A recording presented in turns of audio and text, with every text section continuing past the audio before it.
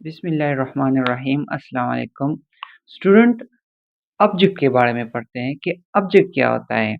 सबसे पहले डिफिनीशन पढ़ते हैं कि ऑब्जेक्ट इज अ नाउन और प्रोनाउन और a noun phrase that is affected by the action of verb. Subject जो है ये नाउन भी हो सकता है, प्रोनाउन भी हो सकता है या फिर नाउन फ्रेज भी हो सकता है। और सबसे अहम point, affected by the action of verb, यानी कि किसी भी सेंटेंस में कोई नाउन, प्रोनाउन या फिर नाउन फ्रेज हो लेकिन वो एक्शन ऑफ द वर्ब से अफेक्टेड हो जाए, उसे कहते हैं ऑब्जेक्ट। फॉर एग्जाम्पल, मैं कहता हूँ आई बॉट अ बुक। इस सेंटेंस में आप देखिए आई जो है जो कि एक सब्जेक्ट है, बॉट यहाँ जो है जो एक वर्ब है, मेन वर्ब है। अब बुक सब्जेक्ट है, कैसे सब्जेक्ट है? क्योंकि ये बॉट जो जो एक वर्ब है इससे इफेक्ट हुआ है। I bought what? I bought a book. तो ये बुक जो है ये किससे इफेक्ट हुआ है? वर्ब से। तो यहाँ बुक जो है वो ऑब्जेक्ट है। सिमिलरली मैं कहता हूँ ही प्लेज क्रिकेट। यहाँ आप देखें ही जो है जो एक सब्जेक्ट है, प्लेज जो है जो वर्ब है, और इस वर्ब ने क्या इफेक्ट किया है? क्रिकेट इफेक्ट किया है। तो क्रिकेट क्या हो गया? ऑब्जेक्ट हो गया। अगर मैं इस तरह कहूँ कि cricket is affected by play, तो सब्जेक्ट यहाँ क्या हुआ? क्रिकेट हो गया। इसी तरह Ali is writing a letter. इस सेंटेंस में आप देखें राइटिंग जो है जो एक वर्ब है, और इस वर्ब ने इफेक्ट किया है लेटर को। Ali is writing a letter. यहाँ लेटर जो है एक ऑब्जेक्ट है। क्यों ऑब्जेक्ट है? क्योंकि राइटिंग जो है ये एक वर्ब है, वर्ब ने इफेक्ट किया है लेटर को, तो इसीलिए लेटर जो है जो एक ऑब्जेक्ट है।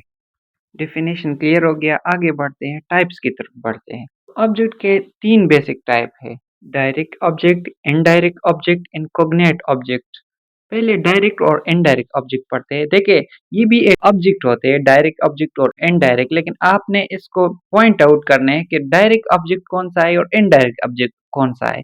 आपको कैसे पता चलेगा कि ये जो ऑब्जेक्ट है आया ये डायरेक्ट है या फिर इनडायरेक्ट है?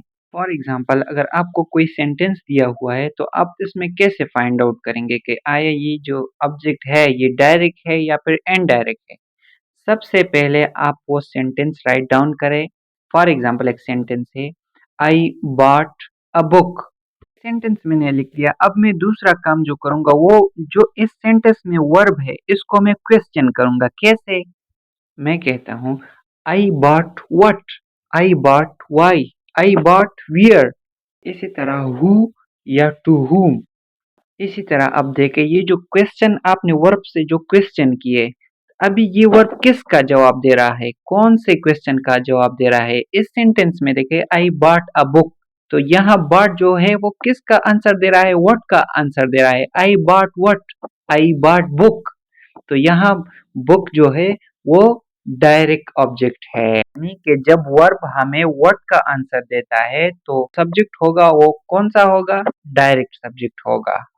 और अगर ये जो वर्ब है ये अगर हमें हु का या टू whom का आंसर देगा तो फिर वो जो ऑब्जेक्ट होगा वो हमारे पास इनडायरेक्ट ऑब्जेक्ट होगा।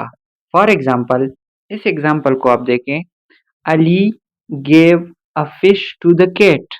इस सेंटेंस में देखिए ये जो अली है ये तो पहले आप सब्जेक्ट में हम एक्सप्लेन कर चुके हैं कि सब्जेक्ट क्या होता है। तो ये अली जो है ये एक सब्जेक्ट है। गेव, GAVE, गेव ये जो है ये वर्ब है। इस सेंटेंस में आप देखें ना दो ऑब्जेक्ट आ चुके हैं। कैसे कैसे मालूम करेंगे कि ये डायरेक्ट, इसमें डायरेक्ट ऑब्जेक्ट कौन सा है, इनडायरेक्ट ऑब्जेक्ट कौन सा है?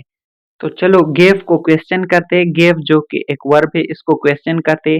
Ali gave what? Ali gave a fish. तो यहाँ फिश जो है ये डायरेक्ट ऑब्जेक्ट है क्योंकि इसने वर्ब का जो व्हाट का आंसर है वो फिश है। तो फिश क्या हो गया? डायरेक्ट ऑब्जेक्ट हो गया। अब इनडायरेक्ट ऑब्जेक्ट कैसे मालूम करेंगे? गेव को क्वेश्चन करते हैं। To whom Ali gave a fish? To whom? To the cat. So यहाँ कैट जो है वो इनडायरेक्ट ऑब्जेक्ट है क्योंकि गेव जो कि एक वर्ब है उसने हमें whom का जवाब दिया, तो यहाँ whom कौन है? कैट है। तो कैट जो है वो इनडायरेक्ट ऑब्जेक्ट है। एक दो पॉइंट्स और अपने जहन में रखे कि डायरेक्ट ऑब्जेक्ट जो होते हैं ये नॉन लिविंग होते हैं। जैसे ही प्लेस क्रिकेट, क्रिकेट जो है नॉन लिविंग है। He is writing a letter, letter जो है नॉन लिविंग है। जितने भी डायरेक्ट ऑब्जेक्ट है वो नॉन लिविंग होंगे, और इनडायरेक्ट ऑब्जेक्ट जो होंगे वो लिविंग होंगे मोस्टली केसेस में, एक्सेप्शनल केसेस भी हो सकते हैं। तीसरा टाइप जो ऑब्जेक्ट है उसे कहते हैं cognate object. Cognate object when verb and object both have same sense, जब वर्ब का और ऑब्जेक्ट का दोनों का जब सेंस सेम होता है तो उसे हम कहते हैं कोग्नेट ऑब्जेक्ट। कैसे? फॉर एग्जांपल मैं कहता हूँ she sang a sweet song. Sentence में देखिए सेंग जो है वो वर्ब है और सॉन्ग जो है वो ऑब्जेक्ट है।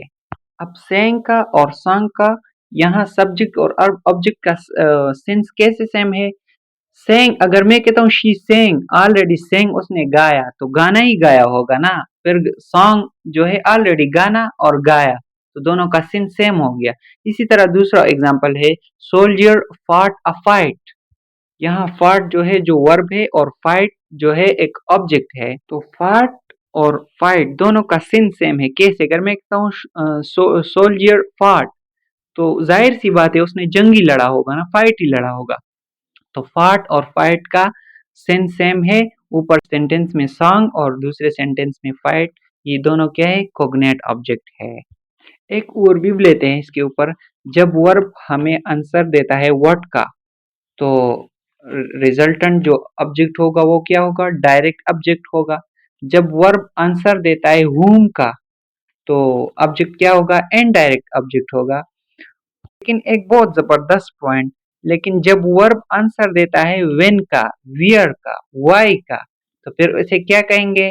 इसे कहेंगे complement. For example I will come on Monday.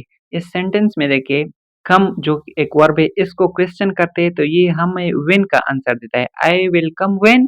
On Monday. On Monday ये एक एडवर्ब है और इसने एक्ट एज अ कॉम्प्लीमेंट काम किया है क्योंकि वर्ब ने हमें व्हेन का आंसर दिया है। इसी तरह आई एम डाउनस्टेयर, तो यहाँ वर्ब जो है एम है और एम ने हमें आंसर दिया है वियर का। I am wear, I am downstair, I am downstair, तो यहाँ ये डाउनस्टेयर क्या है? कॉम्प्लीमेंट है।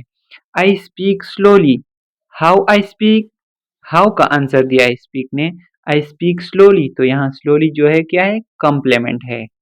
और कॉम्प्लीमेंट जो है ये एडजेक्टिव भी हो सकता है, एडवर्ब भी हो सकता है और प्रीपोजिशनल फ्रेज भी हो सकता है। इसके ऊपर मैं एक अलग अलग सी वीडियो बनाऊंगा, कॉम्प्लीमेंट को एक्सप्लेन करूंगा। लेकिन आज के लिए बस इतना ही काफ़ी है। बहुत शुक्रिया।